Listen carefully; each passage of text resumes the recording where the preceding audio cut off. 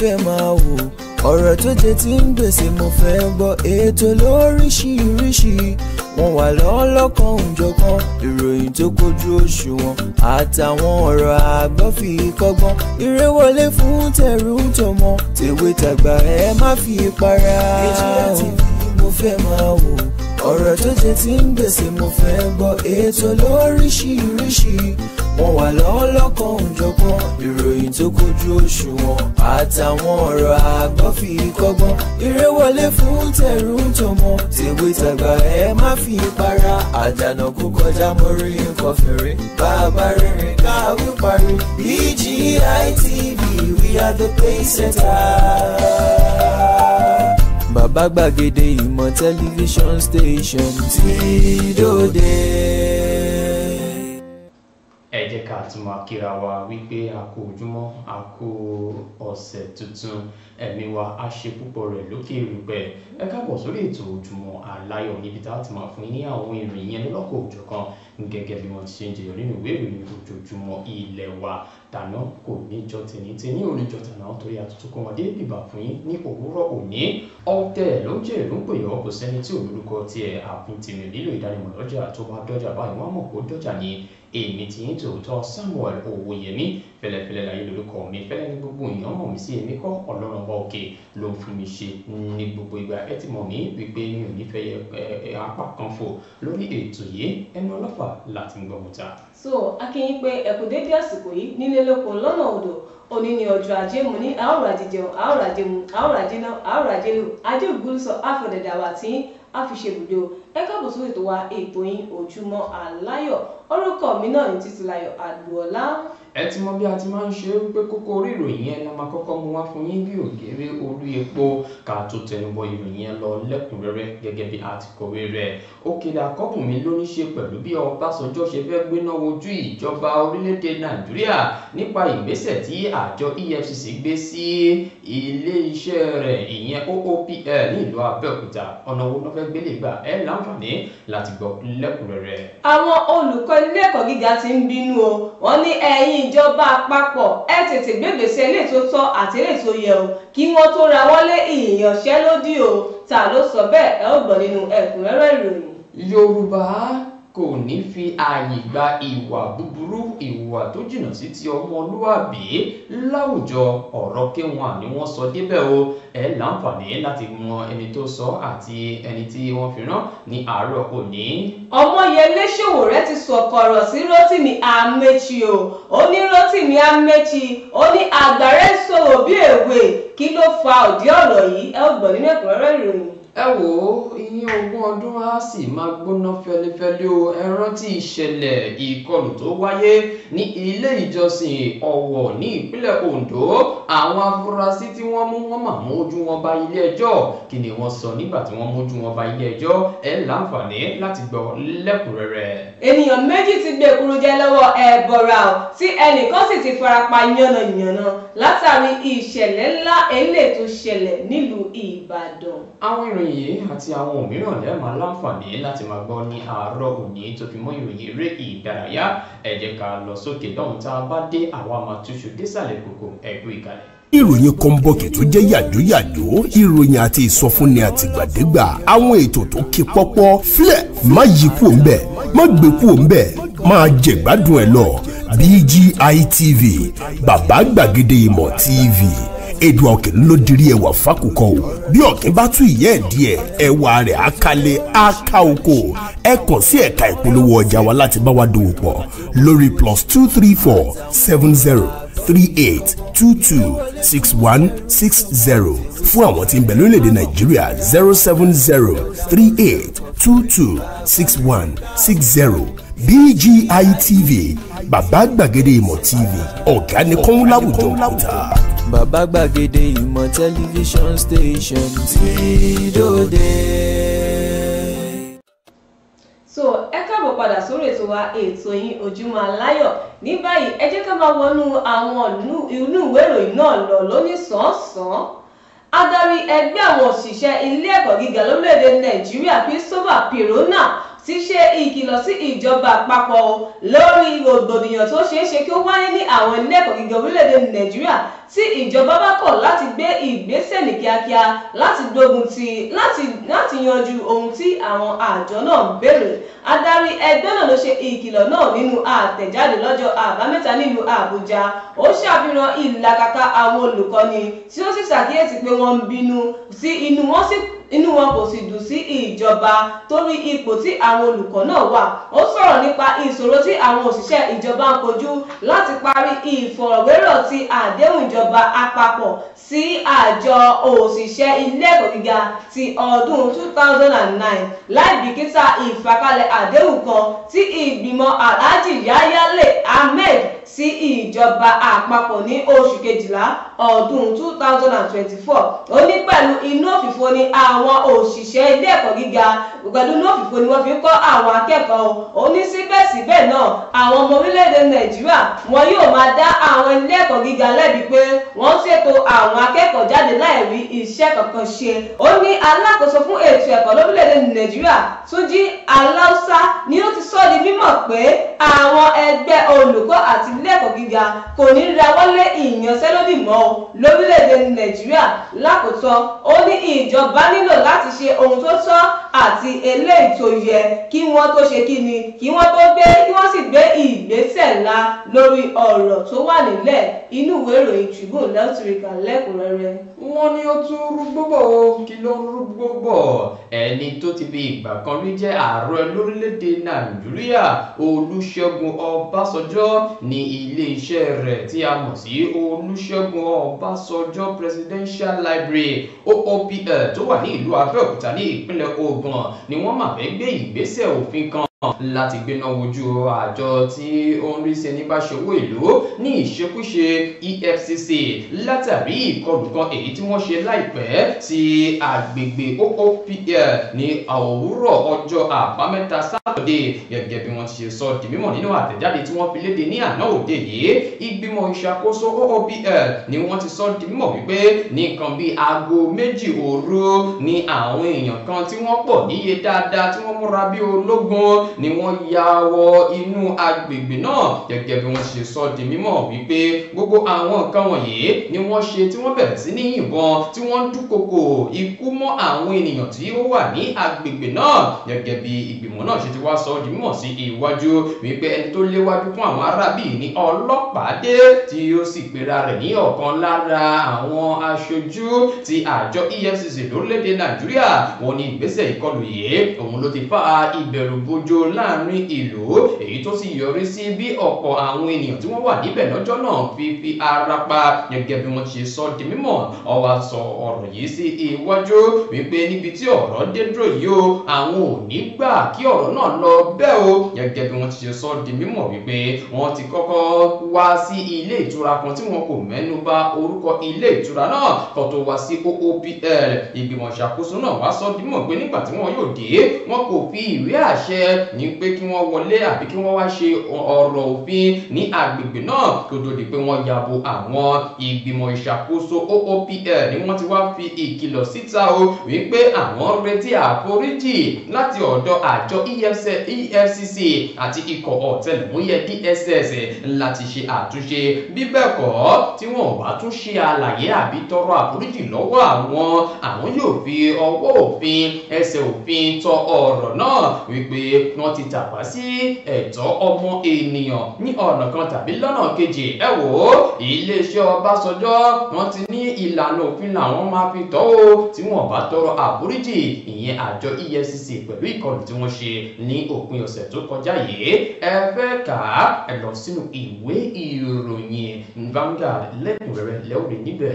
Ajìjàgbara fún ẹ̀tọ́ ọmọnìyàn lórílẹ̀‐èdè Nàìjíríà Ọmọyẹlé Sowore tí bẹnu àtẹ́lu alákòóso tẹ́lẹ̀ fún ìgbòkègbodò ọkọ̀ Rotimi Amechi fún ọ̀rọ̀ tó sọ lórí mímú òpin dé bá ìwà ìbàjẹ́ lórílẹ̀‐èdè Nàìjíríà. Ọmọyẹlé Sowore ṣàpèjúwe Rotimi Amechi gẹ́gẹ́ bí àgbà tó ń ṣòro bí èwe lórí ọ̀rọ̀ tó sọ wípé òun yóò gbógun ti ìwà ìbàjẹ́ láàrin oṣù kan péré tí wọn ò bá gorí àléfà rẹ̀ lórílẹ̀‐èdè Nàìjíríà. Rotimi ni Amaechi sọ̀rọ̀ ìdí mímọ̀ lásìkò ìfọ̀rọ̀wérọ̀ lórí ìkànnì abẹ́rẹ́fò tí Sowore sì ti gbà á mọ́ lẹ́nu pé odidi ọdún 8 ni Amaechi fi jẹ abẹnugọ tí ó sì tún lo ọdún 8 mìíràn lórí àléfà gómìnà. Bákan náà ó jẹ́ alákòóso fún ọdún 8. Ó ní ó jẹ́ ọdún 16 tí Amaechi lò lórí àléfà. Ó ní tẹ́ bá wá yọ ọdún 16 kúrò nínú 60 ọdún, ó ní ìyún lẹ́yìn fi mọ̀ wípé tí ènìyàn kò bá gbọ́mọ lọ́mọ 40 ọdún ẹni náà kò lè gbọ́mọ láéláé. Ó tẹ̀síwájú, ó ní gbogbo wọn kàn tán yín ni o. Ó ní ẹ̀yin ọ̀dọ́, mò ń tẹnumọ́ fún yín pé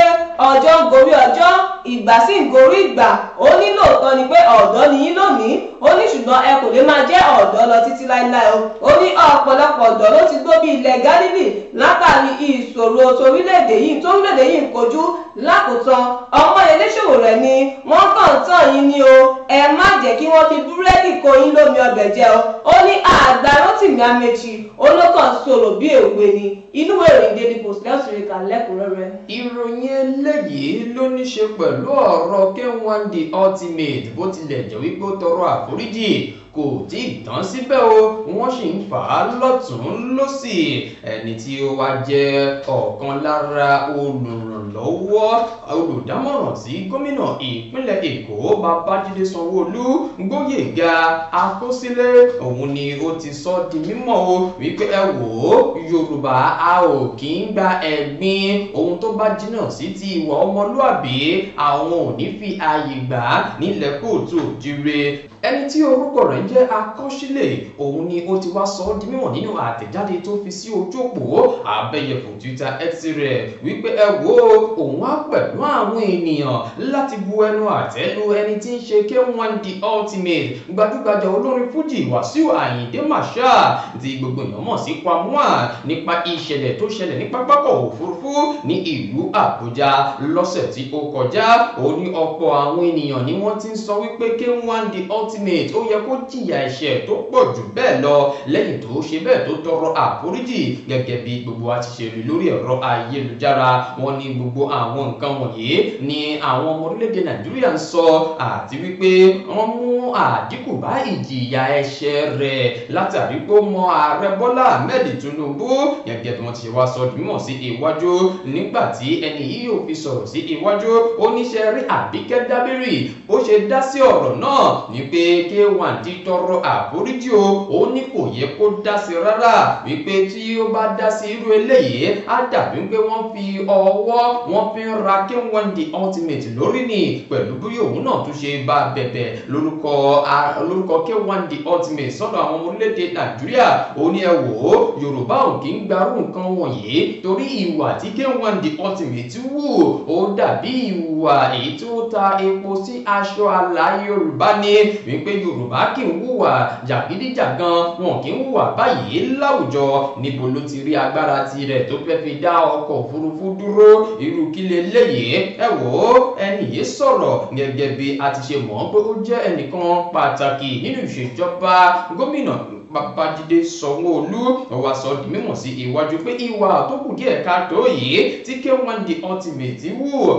kò yẹ kó rí bẹ́ẹ̀. Yorùbá kì í gbárù eléyìí, kì í ṣe bẹ́ẹ̀, kì í gbà á láàyè láwùjọ. Ó ní kí wọ́n kọ ọ̀rọ̀ ọ̀hún sílẹ̀ o, nígbà tí irú nǹkan báyìí bá tún ṣẹlẹ̀ sí èèyàn kan tí wọ́n fún ní ìjìyà ẹ̀ṣẹ̀ tó pọ̀ jù báyìí lọ, wọ́n á ní ṣe rí tí K1 The Ultimate ó ti lọ́wọ́ òṣèlú nínú. Nítorí náà làwọn ṣe ń sọ gbogbo eléyìí. Ẹ wo ẹ fẹ́ kà á, ẹ lọ sínú ìwé ìròyìn The Guardian lẹ́kùnrẹ́rẹ́ lẹ́ọ̀rì níbẹ̀. Arákùnrin awakọ̀ kan ẹni ọdún 69 ló ti sáré àsápajúdé o, tí ó sì ti kọlu ènìyàn 3 tí àwọn méjì sì ti gbé kújẹ lọ́wọ́ ẹ̀bọra lẹ́sẹ̀kẹsẹ̀ tí ẹyọ kan yòókù tí ó sì ti farapa yánnayànna lójú ọ̀nà Ọ̀jọ́ sí Ìwòrò nílùú Ìbàdàn nípínlẹ̀ Ọ̀yọ́. Ó náà ni ìṣẹ̀lẹ̀ náà ti ṣẹlẹ̀ o. Àwọn tí ìṣẹ̀lẹ̀ náà sojú rẹ̀ ní afurasí náà ló wa ìwàkuwà eléyìí tó ṣokùnfà ìṣẹ̀lẹ̀ náà. Bákan náà wọ́n ní ọjọ́ orí àwọn tó gbèkújẹ lọ́wọ́ ẹ̀bọra látàrí ìṣẹ̀lẹ̀ náà ni ẹni ọdún 22 àti ẹni ọdún 27 tí wọ́n sì ti gbé òkú wọn lọ sí ilé ìgbókùsí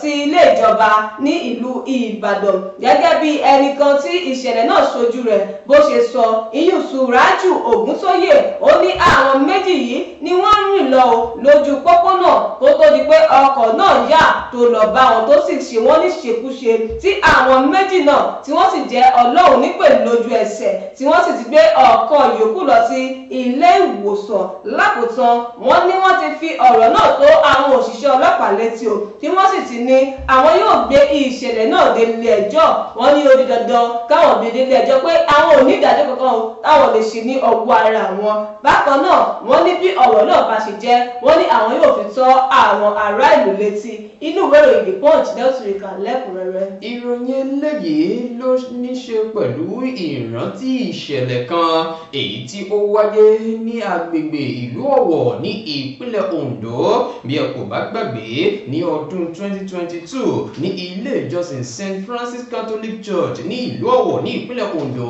ìkọlù alágbára kan wáyé tí ó gbẹ̀mí lẹ́nu ọ̀pọ̀ àwọn ènìyàn níbẹ̀ gẹ́gẹ́ bí wọ́n ti ṣe wá sọ di mímọ̀ ní ìgbà náà wípé wọ́n máa rí ọwọ́ tó àwọn afurasí ògbóǹtarìgì tí wọ́n mọ̀ sí ìkọlù náà ní ọdún 2022 wọ́n ní ẹ wò ó lónìí ni wọ́n tún mójú wọn bá ilé ẹjọ́ o gẹ́gẹ́ bí ìjọba àpapọ̀ ṣe ti ń rí sí ọ̀rọ̀ náà àwọn afurasí tí wọ́n fi orúkọ wọn léde Idris Ohiaza Arikozim Idris Jamiu Abdulmalik Abdulhamid Idris Muhammad Abubakar wọ́n ní àwọn márààrún yìí ni wọ́n wọ́ tuurutu lọ sí iwájú adájọ́ àgbà Emeka Nwite ní ilé ẹjọ́ gíga tó fìdí kalẹ̀ sí ìlú Àbújá ní èní gẹ́gẹ́ bí wọ́n ṣe fi ẹ̀sùn kan àwọn aráabí yìí wípé inú ẹgbẹ́ ikọ̀ agbésùmọ̀mí tá a mọ̀ sí Al-Shabab òun ni wọ́n ti wá ní ìpínlẹ̀ Kogi kó tó wá ṣiṣẹ́ láabi yìí wọ́n ní wọ́n sọ ọ́ di mímọ̀ ní ilé ẹjọ́ gẹ́gẹ́ bí wọ́n ṣe mú ojú wọn bá ilé ẹjọ́ wípé ẹ wò ó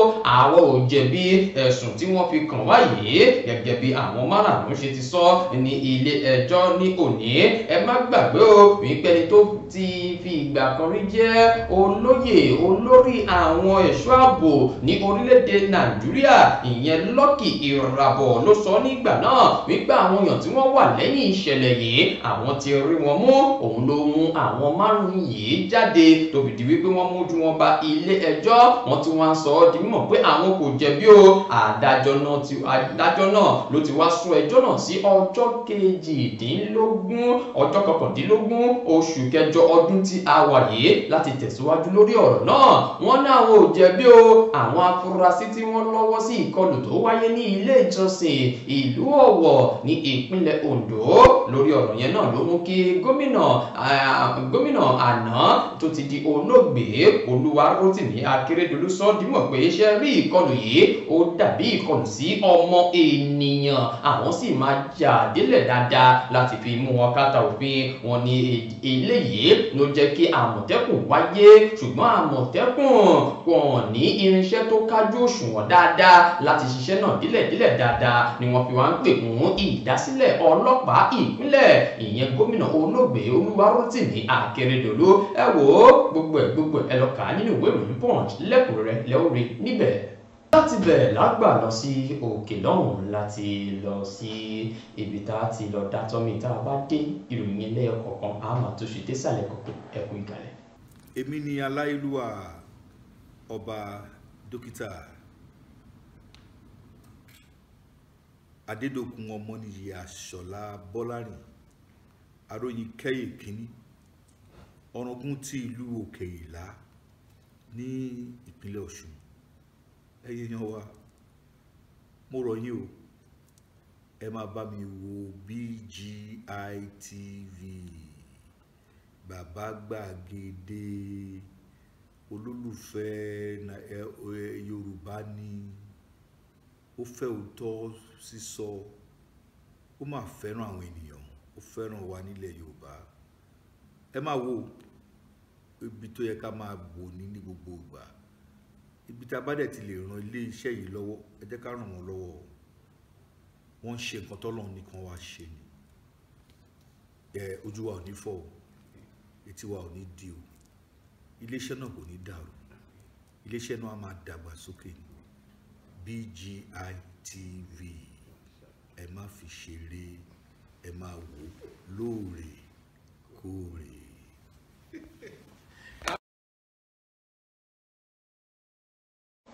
ẹ káàbọ̀ padà nílé láti máa jíròrò lórí àwọn ìròyìn ẹlẹ́yọ kọ̀ọ̀kan gẹ́gẹ́ bí a ti kọ̀wé rẹ̀ ní àárọ̀ òní.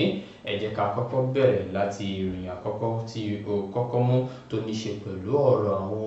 olùkọ́ ní ilé ẹ̀kọ́ gíga ASUU lórílẹ̀‐èdè Nàìjíríà. Àwọn tuntun sọ pé àwọn fẹ́ gùn lé ìyanṣẹ́lódì o tí ìjọba orílẹ̀‐èdè Nàìjíríà ò bá tètè dá wọn lóhùn nípa gbogbo ohun tí wọ́n ń béèrè fún. Ẹ wo ọ̀rọ̀ yìí ó ti fẹ́ máa di gbọmọgbọmọ tó fi di wípé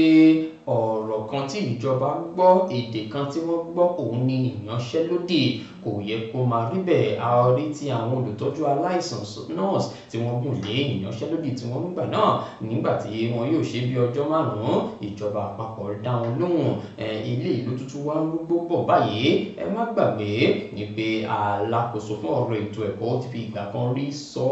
wípé ààrẹ ti sọ dímọ̀ fáwọn pé kò gbọdọ̀ sí ohun ìyanṣẹ́lódì ohun tó máa dàbí ìyanṣẹ́lódì lẹ́ka ti ètò ẹ̀kọ́ lórílẹ̀‐èdè Nàìjíríà. Níbo ni eléyìí tí wàá fẹ́ yọrí sí lásìkò yìí? Torí náà ẹ̀yin tí ọ̀rọ̀ kan ẹ jọ̀ọ́ ẹ̀rí bí wọ́n ṣe ń sọ pé ohun tó ń dùn àwọn ni àwọn ń béèrè lọ́wọ́ ìjọba kí ìjọba náà gbìyànjú kí wọ́n ṣe ohun tí àwọn ará bí yìí fẹ́ kó má bàa dàbàrú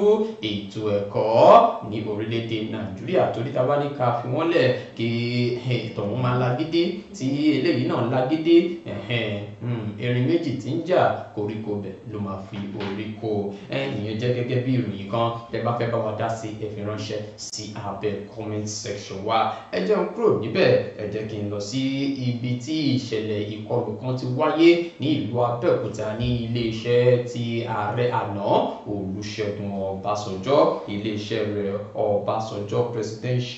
Olúṣẹ́gun Ọbásanjọ́ Presidential Library ni ó ti wáyé. Wọ́n ní àwọn àjọ EFCC ni wọ́n ya bo agbègbè yìí tí wọ́n sì kó ọ̀pọ̀ àwọn ènìyàn tí wọ́n ní ìgbàgbọ́ wípé wọ́n jẹ́ àwọn alùjìbìtì lórí ẹ̀rọ ayélujára. Wọ́n ní eléyìí wọn kò fún wọn lára wípé wọ́n ń bọ̀. Kódà ìgbìmọ̀ ìṣàkóso OPL sọ dímọ̀ pé kò sí arrest warrant tàbí kò sí àwọn nǹkan tí ó fún wọn láṣẹ láti wá sí agbègbè náà. Wọ́n ní látàrí ìgbésẹ̀ tí wọ́n gbé yìí ó ti ṣe ìpalára fún ọ̀pọ̀ àwọn ènìyàn lọ́jọ́ tí à ń wí yìí. Wọ́n ní ìbẹ̀rùbojo ni àwọn ará ìlú wà. Ẹ wo eléyìí kò yẹ kó máa wáyé. Ọ̀pọ̀ ènìyàn tẹ̀ tí ń kọ ojú ìgbésẹ̀ yìí sí ìjọba ìpínlẹ̀ Ògùn pé kí ló ṣẹlẹ̀ gangan ẹ̀dẹ̀ wà ní ìlú irú eléyìí ń ṣẹlẹ̀. Bẹ́ẹ̀ náà ni wọ́n ń sọ ti àwọn ikọ̀ tẹlẹ̀múyẹ́ DSS pé kí ni ó fà á ẹ kò lè wọ any place lẹ́ni out kẹ́ máa ṣe èyí tó wù yín. Ẹ wo ọ̀rọ̀ náà ìgbìmọ̀ ìṣàkóso OPL ti Ọbásanjọ́ wọ́n ti ní àwọn yóò fi ẹsẹ̀ òfin tọ́ o tí wọ́n bá tọrọ àforíjì lórí ìkọlù tí wọ́n ṣe ní ọ̀nà àìtọ́ yìí. Bẹ́ẹ̀ bó bá ṣe rí lójú ìwòye tí yín ẹ fi ránṣẹ́ sí abẹ́ comment section wa. Níbẹ̀ ni a ti lọ sí ọ̀dọ̀ Ọmọyẹlé Sowore ẹni tí ó ń ṣe kí ni tó ń bu ẹnu àtẹ́ lu. Rotimi Amaechi ó sọ ọ̀rọ̀ sí nígbà tí ẹni tó ń bá gorí àléfà ìṣèjọba rẹ̀ lórílẹ̀‐èdè Nàìjíríà ó ní odidi oṣù kan gbáko lòun ní gbogbo nǹkan fi máa wà nírọ̀rùn lórílẹ̀‐èdè Nàìjíríà ní Sowore bá ní irọ́ ló pa ọ́ àgbàrẹ́ máa sọ̀rọ̀ bí èrè àìmọye ọdún tó yẹ pé o ti lò gan lórí àléfà o jẹ́ alákòóso o jẹ́ gómìnà kí lórí ṣe nígbà tó wà lórí àléfà òun ló jẹ́ kí Ọmọyẹlé Sowore ló jẹ́ kó ta kọ̀rọ̀ tó sọ pé àgbàrẹ́ sọ̀rọ̀ bí èrè Rotimi Amaechi. Ọ̀rọ̀ ńlá ni ọ̀rọ̀ àwọn olóṣèlú bó ṣe máa ń yọ síra wọn lára nìyẹn. Ẹ jẹ́ kí ẹni tí wọ́n ń bá wí òun náà ń mọ̀ wípé dájúdájú láìpẹ́ òun náà tún jáde fún Sowore àbí tí ò bá fẹ́ fún lésì nìkan ló kù. Gbogbo ọ̀rọ̀ òṣèlú ni ohun tẹ́ ẹ bá rí sí orí ọ̀rọ̀ yìí fi ránṣẹ́ sí abẹ́ comment section wa. Ẹ jẹ́ ká kúrò níbẹ̀ ẹ jẹ́ ká lọ sí ibi tí ẹnìkan tó jẹ́ alábàáṣiṣẹ́pọ̀ pẹ̀lú gómìnà Babájídé Sanwó-Olú ni ó ti sọ di mímọ̀ wípé ẹ wo ọ̀rọ̀ K1 yìí ó dàbí ohun tó ta epo sí aṣọ àlà Yorùbá ní pé ìwà ọmọlúwàbí yìí kò sí lára K1 The Ultimate lọ́jọ́ tí à ń wí yìí ó ti fi ìwà tó kù díẹ̀ káàtó ó ti fi bà ara rẹ̀ lórúkọ jẹ́ tí kì í ṣe ilẹ̀ Yorùbá ó ní Yorùbá kì í ṣe kíni kì í fi àyè gba irúfẹ́ ìwà búburú yìí láwùjọ ìgbẹ́ ọmọ Yorùbá ó máa ń ní ìwà ọmọlúwàbí láwùjọ ní pé èyí tí K1 ṣe yìí ó kù díẹ̀ káàtó ó tún mẹ́nuba ìjìyà ẹ̀ṣẹ̀ rẹ̀ wípé tí kò bá sí wípé K1 The Ultimate ó mú àwọn èèyàn bí Ààrẹ Bọ́lá Ahmed Tinubu ní ìjìyà ẹ̀ṣẹ̀ rẹ̀ kò bá ṣe kéde kò bá tún pọ̀ jù bẹ́ẹ̀ lọ ṣùgbọ́n torí ó mú àwọn èèyàn wọn tún bá gbé wálẹ̀ ṣùgbọ́n àwọn ọmọ orílẹ̀-èdè Nàìjíríà sì ń bọ́nú àtẹ́lù wípé èyí tó wù yìí àwọn ṣe bẹ́ẹ̀ àwọn wọ́gilé àwọn ògbà irúfẹ́ wàyí láàyè kò yẹ fún ọmọlúwàbí bó bá ṣe ní lójú òye tí náà ẹ fi ránṣẹ́ sábẹ́ comment section wa. ọmọ pé imí tíntín létí àwọn obìnrin tójú bá kúrò ń bẹ̀ ní ọkùnrin kúrò ń bẹ̀. ẹ wò ọ̀rọ̀ yẹn lágbára ibi tó dẹ̀ máa yọrí sí àwọn ọmọ orílẹ̀-èdè Nàìjíríà wọ́n fẹ́ mọ̀ wípé wọ́n gbọ́dọ̀ pa ọ̀rọ̀ yìí wọ́n gbọ́dọ̀ pàdé láìpẹ́ ọjọ́ àwọn fẹ́ mọ̀ bí tí ọ̀rọ̀ náà yóò gúnlẹ̀ sí ẹ jẹ́ ká wo gbogbo ìlú bá ṣe á máa fi tó yé létí ìròyìn tó fi káàdì rẹ̀ nílẹ̀ àwọn ènìyàn méjì tí wọ́n ṣe kéde wọ́n gbé koro jẹ lọ́wọ́ Ẹbọra látàrí ìjàmbá ara ẹ̀ onímọ́tò awakọ̀ kan ó lọ kọlu àwọn tó dúró lẹ́gbẹ̀ẹ́ títì tó ń rìn lọ lójú pópó lẹ́gbẹ̀ẹ́ títì ó ṣàlọ́ kọlu wọn kọ́nà ṣàánú wa. ẹ wo ìyẹn gangan ni bó ṣe rí ní apá abẹ̀yẹn wo ọjọ́ tẹ́bí bá ń pọ̀nà ànírìn lọ́nà láṣọba ní aláwọ̀ bí ohun tá a máa jẹ́ là ń wá kiri ànípàdé ohun tó máa jẹ wá ohun tí ẹ bá rí sórí ọ̀rọ̀ náà ẹ fi ránṣẹ́ sí abẹ́ comment section wa ẹ jẹ́ n kúrò níbẹ̀ ẹ jẹ́ kí n lọ sí ìpínlẹ̀ Ondo ní ìlú Ọ̀wọ̀ ẹ rántí ìṣẹ̀lẹ̀ yẹn tó wáyé ní ọdún 2022 níbi tí wọ́n ti yabo ilé ìjọsìn kan wọ́n pa àwọn ènìyàn ẹ wò ọ̀rọ̀ yìí ó gbomijé lójú gómìnà àná tó ti di olóògbé ní ìpínlẹ̀ Ondo ìyẹn Olúwarótìmí Akérédolú òun náà ló sọ dímọ̀ pé ẹ wò àwọn aláìṣẹ̀ yìí ẹlẹ́ṣẹ̀ yìí kò gbọdọ̀ lọ láì jìyà ẹ̀ṣẹ̀ rẹ̀ gẹ́gẹ́ bí ó ti ṣe sọ nígbà náà òun ló jẹ́ kí ẹni tí ń ṣe olórí ẹ̀ṣọ́ ààbò ní ìgbà náà ìyẹn Lucky Irabor ni ó fi rí ọwọ́ tó àwọn márùn-ún yìí wípé àwọn eléyìí gangan ni wọ́n ṣe agbátẹrù ìṣẹ̀lẹ̀ ìkọlù náà wọ́n wá tún mú ojú wọn bá ilé ẹjọ́ ní òní tí ń ṣe ọjọ́ ajé wọ́n tún wọ́n lẹ́nu wípé àwọn ò jẹ̀bi ẹ̀sùn yìí rárá o gẹ́gẹ́ bí wọ́n ti ṣe sọ di mímọ̀ ní ilé ẹjọ́ adájọ́ tó wájú kò ti ẹjọ́ náà ní kò sí wàhálà tẹ́ bá sọ wípé ẹ jẹ̀bi ẹ jẹ́ ká tún sún síwájú wọ́n sún sí ọjọ́ 19 oṣù kẹjọ ọdún tí a wà yìí gẹ́gẹ́ bí wọ́n ti ṣe sọ di mímọ̀ ní ilé ẹjọ́ wọ́n tún wá rántí ọ̀rọ̀ tí Olúwarótìmí Akérédolú sọ wípé ikọ̀ Àmọ̀tẹ́kùn wọn ò lè dá ṣe o a tún nílò ọlọ́pàá ìpínlẹ̀ ní orílẹ̀-èdè Nàìjíríà pàápàá ní apá gúúsù ìwọ̀ oòrùn orílẹ̀-èdè Nàìjíríà wọ́n sọ ẹ jẹ́ ká wo ìgbésẹ̀ tí wọ́n máa gbé lórí ọ̀rọ̀ yẹn bó bá ṣe rí lójú wòye yín ẹ fi ránṣẹ́ sí abẹ́ comment section wa ó yá ọdún iléyá ọdún ìmàle jẹ́ ká máa fi ìyẹn ṣe lọ fún ti àárọ̀ òní ó yá jẹ́ ká máa lọ. so oníyan ṣe ọlọ́kà ṣe gbogbo ẹgbẹ́ wa fẹ́ jẹ́ aṣọ yìí pé ẹ ṣe o etí tẹ fi ń gbọ́ wa etí náà mà nídìí àní ojú tẹ fi ń wà ojú náà ò ní fọ́ láṣẹ Èdùà orúkọ mi náà ní Títílayọ̀ Àgbọ̀ọ́lá ẹ má wà gbọ́dọ̀ láti darapọ̀ mọ́ wa o lójú òpó kan ní abánidọ́rẹ̀ẹ́ Facebook Gbàgede Ìmọ̀ with Aláwìyé Adébáyọ̀ Instagram Gbàgede Ìmọ̀ _22 YouTube Bàbá Gbàgede Ìmọ̀ TV àyè ṣì sílẹ̀ fún ìpolówó ọjà lórí ìkànnì móhùnmáwòrán BGI TV Ojúmọ́ Aláyọ̀ kò ní jù bá lọ ẹ ṣé tẹ̀ ń gbọ́ wa. ó dúró mímì kí ṣàìmọ̀ fọlọ́kọ àfin tèmi ò nílò ìdánimọ̀ lọ́jà tó bá dọ́jà báyìí wọ́n á mọ̀ pé ó dọ́jà ní èmi tí yín tòótọ́ Samuel Owóyẹmí fẹ́lẹ́fẹ́lẹ́ láyé lórúkọ mi fẹ́lẹ́ ní gbogbo èèyàn mọ̀ sí èmi kọ́ Ọlọ́run bọ̀ òkè ló ń fún mi ṣe ní gbogbo ìgbà ó yá o ẹ jẹ́ ká lọ sí orí pápá ká lọ fún yín ní ìròyìn eré ìdárayá ẹ kú ìkànnì.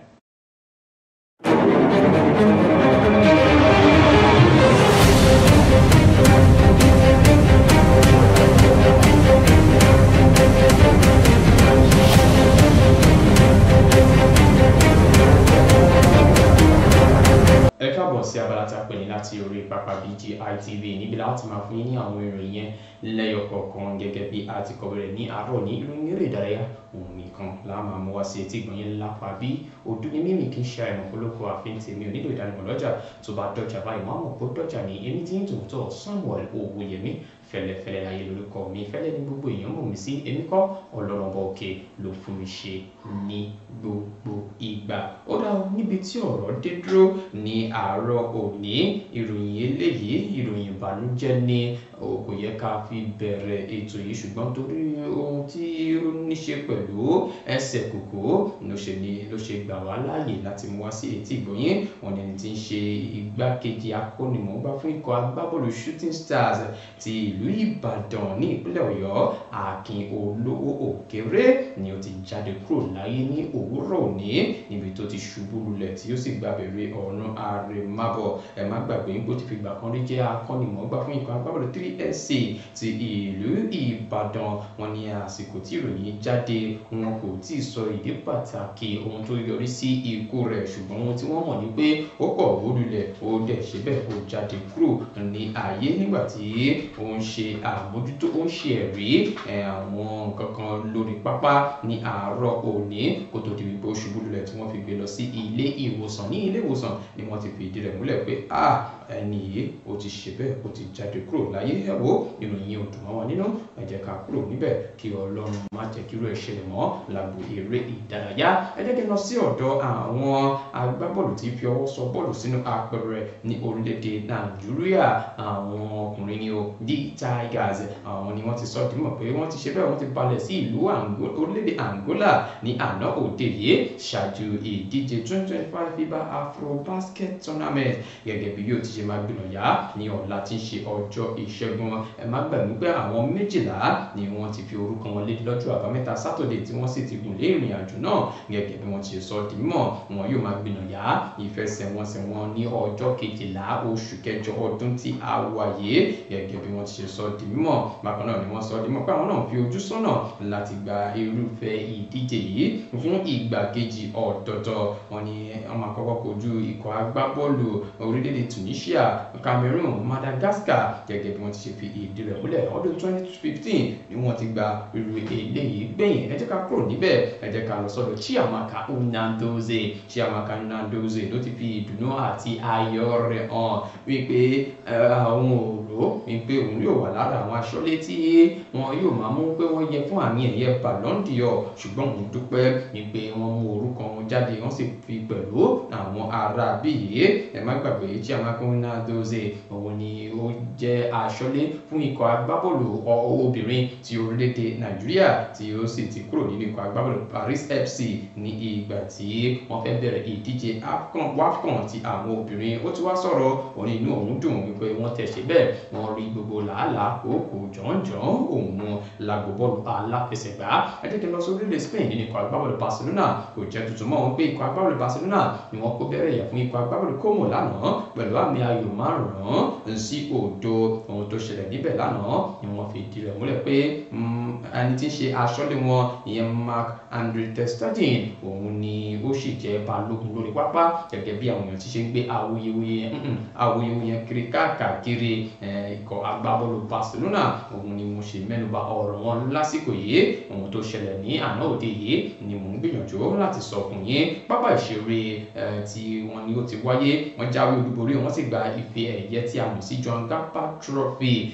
Wọ́n fi ṣíde ìfẹsẹ̀wọnsẹ̀ tí yóò máa bẹ̀rẹ̀ níbi ìdíje Spanish La Liga. Ẹ jẹ́ kí n kúrò níbẹ̀ ẹ jẹ́ kí n lọ sí inú ikọ̀ agbábọ́ọ̀lù Crystal Palace. Ẹni tí ń ṣe aṣọ́lé fún ikọ̀ agbábọ́ọ̀lù Crystal Palace ìyẹn Dean Henderson ni ó ti sọ dímọ̀ pé ikọ̀ agbábọ́ọ̀lù rẹ̀ Crystal Palace wọ́n yẹ lẹ́ni tí ń kópa níbi ìdíje Europa League lẹ́yìn tí wọ́n ṣe àṣeyọrí tí wọ́n na ikọ̀ agbábọ́ọ̀lù Liverpool pẹ̀lú àmì ayò 3-2 penalty ni wọ́n fi jáwé olúborí gẹ́gẹ́ bí wọ́n ṣe wá sọ dímọ̀ pé ní báyìí wọ́n ti já wọn kúrò níbi ìdíje UEFA Conference League látàrí jí ẹ̀ṣẹ̀ kan tí wọ́n fi kàn wọ́n ṣùgbọ́n ní báyìí wọn yóò máa kópa níbi ìdíje Europa League gẹ́gẹ́ bí wọ́n ti sọ dìmọ̀. Ìyẹn jẹ́ gẹ́gẹ́ bó ṣe jẹ́ láti inú ikọ̀ agbábọ́ọ̀lù Crystal Palace ó di inú ikọ̀ agbábọ́ọ̀lù Liverpool. Kí ló ń ṣẹlẹ̀ nínú ikọ̀ agbábọ́ọ̀lù Liverpool? Ẹni tí ń ṣe akọ́nimọ̀ọ́gbá wọn Arne Slot ló ti sọ dìmọ̀ fún balógun lórí pápá yẹn Van Dijk wípé rárá a ò nílò agbábọ́ọ̀lù kan láti rà lásìkò yìí. Máa fi ti ìyà tó jẹ wá lọ́wọ́ ikọ̀ agbábọ́ọ̀lù Crystal Palace sọ wípé a nílò àwọn agbábọ́ọ̀lù o, ṣùgbọ́n lásìkò yìí àwọn tí a ní wọn ti tẹ́ wa lọ́rùn, ẹ jẹ́ ká ṣàmúlò wọn dáadáa ká lè rí ibi tí wọ́n kù sí. Tí ń ṣe Arne Slot òun ló sọ ilé ìdímọ̀ fún Van Dijk má lọ sọ o, a nílò àwọn agbábọ́ọ̀lù mọ́, èyí tá a ní jẹ́ ká ṣe àmúlò wọn dáradára. Ìyẹn jẹ́ gẹ́gẹ́ bí ìròyìn eré ìdárayá ní àárọ̀ òní. Ònìyàn ṣeun lọ́kà ṣeun gbogbo yín tẹ̀fẹ́ bá jẹ́ adúpẹ́ lọ́wọ́ yín, àjọṣepọ̀ ò ní bàjẹ́. Ẹ máa ṣe eré ìdárayá lóòrèkóòrè, ara yín lè máa jí pépé lóòrèkóòrè. Samuel Owóyẹmí fẹ́lẹ́fẹ́lẹ́ láyé lórúkọ mi, fẹ́lẹ́ ní gbogbo èèyàn mọ̀ mí sí, èmi kọ́ Ọlọ́run ọba òkè ló ń fún mi ṣe ní gbogbo ìgbà. Ire o, ire kàbìtì.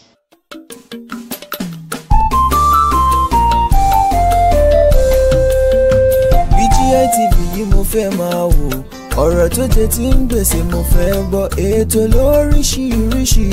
wọ́n wà lọ́lọ́kan òjọ̀kan, ìròyìn tó kojú òṣùwọ̀n àtàwọn ọ̀rọ̀ àgbọ́ fi kọ́gbọ́n, eré wọlé fún tẹ̀rù tọmọ tèwe tàgbà ẹ má fi para. BGI TV mo fẹ́ máa wò, ọ̀rọ̀ tó jẹ tí ń gbèsè mo fẹ́ gbọ́, ètò lóríṣiríṣi wọ́n wà lọ́lọ́kan òjọ̀kan, ìròyìn tó kojú òṣùwọ̀n àtàwọn ọ̀rọ̀ àgbọ́ fi kọ́gbọ́n, eré wọlé fún tẹ̀rù tọmọ tèwe tàgbà ẹ má fi para. Àjànàkú kọjá mo rí nǹkan fèrè, bàbá rìnrìn káwí parí. BGI TV, we are the pace setters. Bàbá gbàgede ìmọ̀ tẹlifíṣọ̀n station tí dòde.